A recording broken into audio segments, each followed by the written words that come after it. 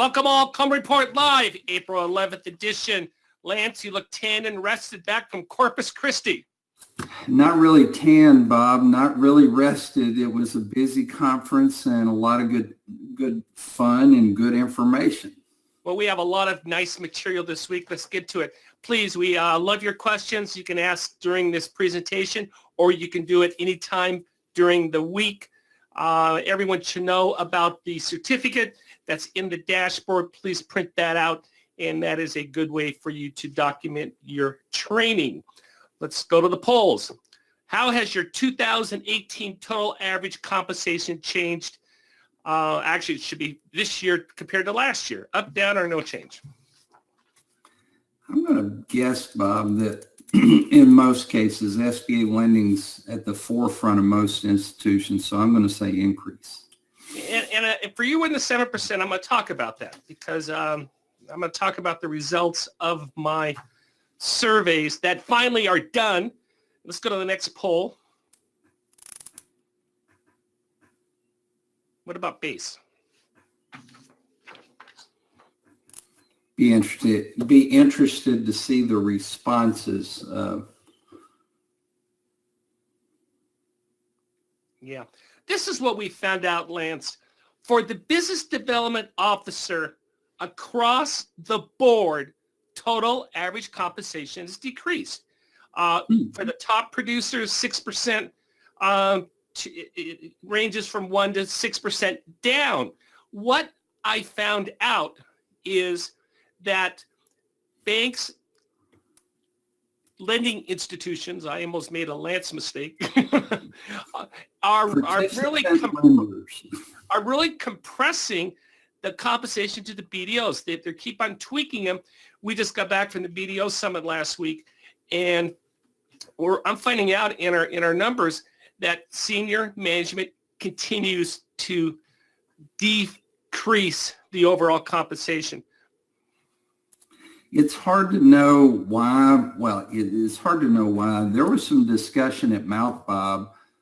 The office, the OGC at SBA's part of the reason the 159 submission continues to be real important is they're starting to gather information about fees to different participants. SBA's never really statistically looked at that, and they're gathering information to start taking a look at they look at it on an individual basis, Bob, but they're talking about gathering a lot of data about fees that are being charged and trying to get a handle on what's happening out there. I had a talk with a bank president last week, Southern California Bank, and the regulators have come in and they are very interested in SBA, Business Development Officer compensation. They wanted to know what our studies were on clawbacks. The regulators are asking about clawbacks and holdbacks. So there's, for some reason, this is on someone's radar, but the regulators are all over on how we are compensating our business development officers. So I suspect that has something to do with it as well. Well, and Susan from SBA was talking about there's no legislation in particular about fees being charged, but there could be. Right, but we're also talking about commissions and how we're being paid and the clawbacks and the holdbacks, and I think you're going to see that more and more. It's being pushed through the bureaucracy, and you're going to see that more and more of being asked on how you're compensating your business development officers. And I'll tell you the takeaway that I had is that the regulator of this particular institution flat out said, we think you're paying these people too much. And so my advice to them was, I think it's really unfair, and they agreed that we're going to go back in and hammer these very productive BDOs. They represented, there were no losses, very high producing portfolios, great portfolios. And I said, there's nothing wrong with coming up with a new structure for the newbies and from your experienced people. So anyway, it's going to become more and more of an issue. Hey, we just finished our NAICS and franchise statistics, and franchise delinquency rates are low, and we just want to know, are you going to do more of this, less of this, or just keep on chugging? I don't know that it changes things, Bob, but we certainly love the franchise report from a perspective of looking at individual franchises in our underwriting process. So I think we're going to continue at our institution doing what we've done in the past. Yeah. Very good. Thank you for that. Hey, Lance, give us a recap of Mid-America. And let's do that first, Joseph. And particularly, I know you wanted to talk about the 159, the packaging issue. Go ahead. Well, there were a few things that came out. Mid-America, of course, is one of the older lender conferences, and it's incredibly well attended. A lot of SBA personnel was there, and Bob, I got the pleasure of doing a couple of sessions. Some of the takeaways, guys, we just are starting to get comfortable with the 50-10 5K, which became effective April 1st. And it was announced or discussed that there's going to be a new 50-10-6. They're going to go away from the 5 with the letter, and they're already in process of revising. So is it the 50-10-6A? I'm not sure, Bob. It's going to be I was told it'd be the 50-10-6. All right. Probably look toward release of that toward the end of the year. And honestly, guys, I mean, there's going to be some things to look at in there, but they're shoring up things and, we're looking for clarification on fees. We're looking for clarification on credit elsewhere. So hopefully that will all be in that. And I think it will. The other thing is the 50-57 update. I was given the impression that we might see that toward the end of summer, early fall, and it will be the 50-58, I was told. So we've got a couple of new SOPs that are probably going to come out before the end of the year.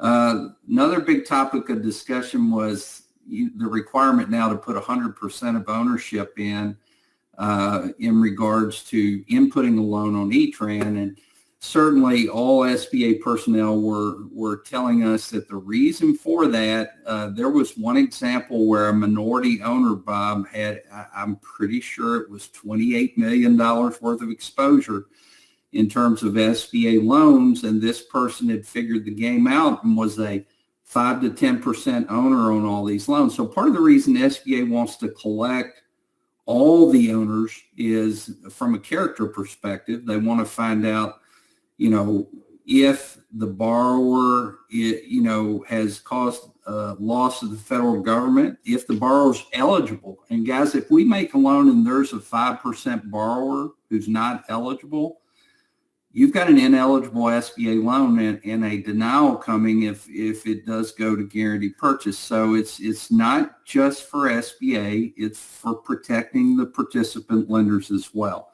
The final thing was reporting on the 159 fees that the borrowers paid. And I specifically questioned SBA personnel, how detailed does the supporting material, when a bank charges a packaging fee, how detailed does that need to be? And I was not given the impression it had to be a multi-page spreadsheet, Bob. I was told that as long as you leave certain tasks out, for instance, you can't say it's for underwriting. You can't say there's 20 hours of underwriting. The SOP Go directly to the SOP. Go directly to the SOP. Prohibits that. But in the packaging fee, if you can just allot a time and a reasonable rate per hour and a brief description, I think you're going to be okay in terms of documenting your file on the lender's packaging fee. And again, you have to document it, whether it's under 2,500 or over 2,500. If it's over 2,500, it's going to go in with your SBA Form 159. Do you have a sense, does SBA are they going to have heartburn if they start seeing a lender go over the historical 2,500 mark? Or are they saying, just want it documented, we think it's fine? Well, the discussion was on packaging fees. It needs to be appropriate. And the one thing that Susan made very clear, don't want to see standard packaging fees. If every fee you charge is $24.99 or $2,500, you're going to have some issues. It needs to be determined by the complexity of the loan, not necessarily the size. So if you have a loan with 12 affiliates, I don't think you're going to get beat up for having a packaging fee of $2,500 or even more. I think all of us as SBA participant lenders know that certain types of loans are more complex. Business acquisition loans are more complex, and they may garner a fee. Now, I know most participant banks, Bob, are probably still going to stick at $2,500 so they don't have to send it in with the $159. I think two takeaways: standard fees based on size, not going to work. It needs to be based on the type of loan and the complexity of the loan. If you have a loan with 14 guarantors or 10, that's certainly going to support. And that's legitimate. Yeah, it's a legitimate packaging fee amount. But the main takeaway is not just a standard amount across the board. How many people showed up at the Corpus Christi conference, Lance? Bob, I'd say there were close to 400 lenders there, and of course, plenty of exhibitors. But it was a good conference. Had a lot of fun visiting with SBA personnel and participant lenders, and it was good to see all of you. Had a number of people, Bob, that came up and said, hey, we enjoy seeing the Coleman report on Thursdays. Hey, we have a question from Ron. It has to do with screen outs for a improper credit score. What do we do in this situation, Lance? Well, Bob, there's two options. One, if you want to go back and do it delegated, you can, and there's a process for doing that in E-Tran and SBA 1. And I think you have a handout that shows our participant lenders how to do that. The other is just we do. It's in the dashboard. Yes. Submission to the Loan Guarantee Processing Center in Citrus Heights, but you can't submit it, get an improper. It's not going to let you go through unless you go back and do it delegated. I'm not going to read this entire question, but just give us the takeaway from the email question from Kay. Oh, where's Kay's? Give you 1 second. While Joseph is bringing that up, we talked about compensation. We said 1/3, these are for business development officers, 1/3 of the industry. Now, go back now, Joseph, come on. Ties it to the secondary market. The rest is on a commission. By the way, the bank I talked to, they were criticized by the regulator because the loan underwriter was receiving a check for every loan package that they completed, and that is definitely a no-no. You don't want to be compensating your underwriters and giving them incentive to approve loans, so don't do that. Nothing wrong with the loan closer getting in the range from $250 to $500 for closing a loan. Nothing wrong with that, but do not reward your underwriters for approving loans. By the way, I got a note for all of you who completed the Survey Monkey for compensation. That's going to be going out no later than tomorrow. Hopefully, we'll get it out today. So, hey, Bob, one quick bit on fees, and it kind of ties to compensation. One of the things when we were talking about the 159 and reporting, don't double dip, what I call double dipping on the fees. Don't charge it to the borrower. You know, for instance, an LSP charges the bank a fee, and then the bank turns around and puts that exact same fee onto the borrower. You know, don't charge it two places. Yeah, you can't do that. Yeah, and you don't want to have the LSP to charge the borrower and the bank also charge the borrower. That you would criticize. All right. I'm not going to read this question, but what do we have here, Lance? Well, this has to do with the new requirement to put 100% of ownership in. You've got a minor owner who has other SBA loans, and the new SBA loan is going to put it above the $5 million mark. My general take on this, Bob, is I don't think there is a way around it. They've made phone calls to several SBA offices. Now, I'm going to encourage them, if they still want to pursue this, send your question to 7questions@sba.gov or contact Citrus Heights for clarity. The Little Rock Servicing Center is probably not going to answer this. E-Tran and unfortunately, quite often you get bounced around on a question like this. I mean, this is a big emphasis for SBA, and this is something they're trying to avoid, Bob. Minor owners who have other SBA loans, this is a hot topic for SBA.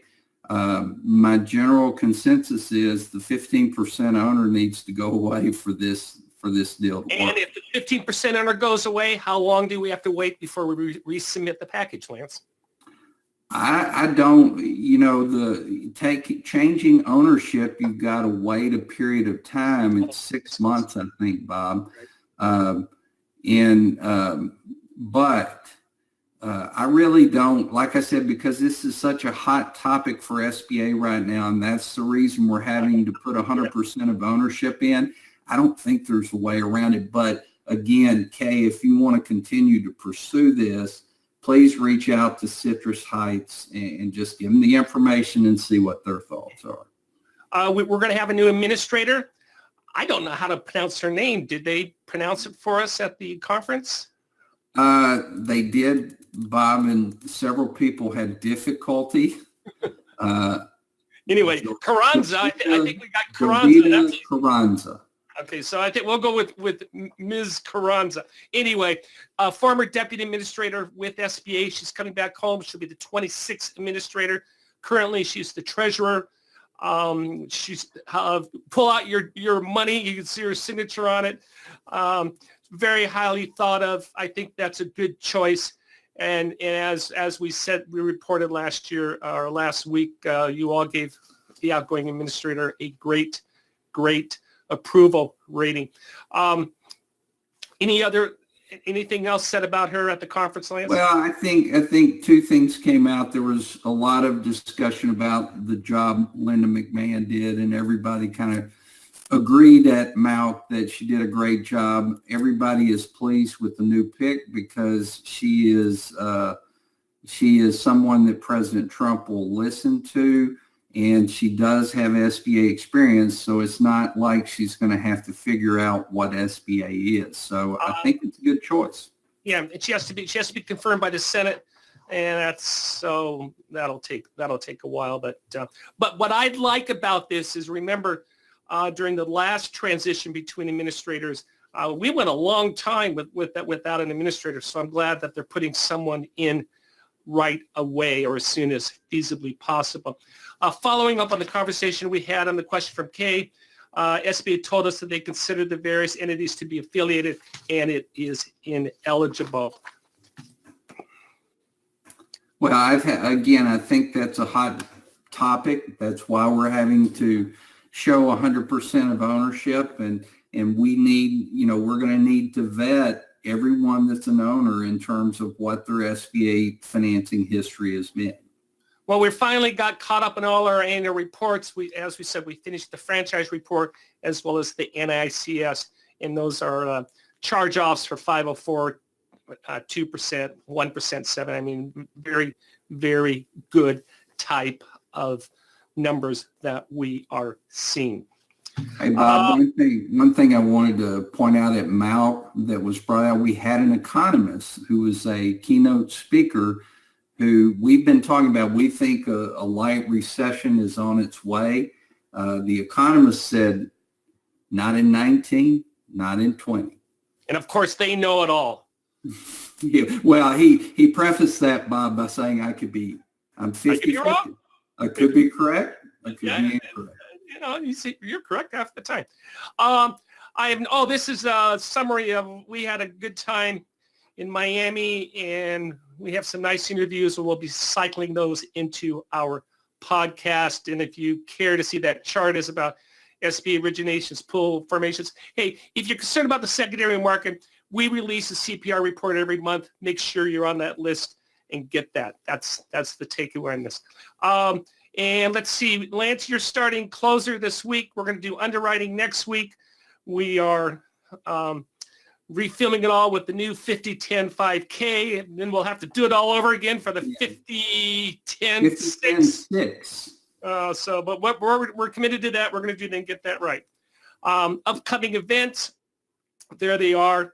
Strongly encourage you, Rancho Mirage in California, and to attend these.